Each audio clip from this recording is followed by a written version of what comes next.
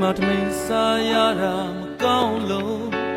အပြင်မှာဝယ်စားကြည့်တဲ့အခါဆိုင်ကရောင်းတဲ့ထမင်းနဲ့ဟင်းဟာမင်းချက်တဲ့ဟင်းလောင်မကောင်းဘူး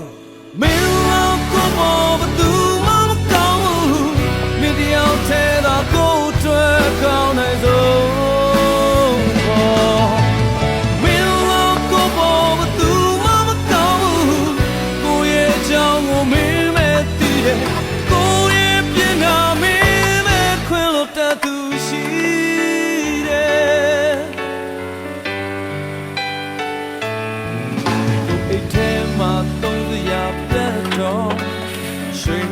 ကလေးချုပ်ခါပေါင်းတော့မိုးပေးတဲ့မင်းလို့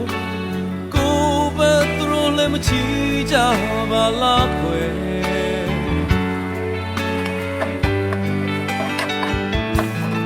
နေထိုင်မကောင်းလို့အိပ်ရတဲ့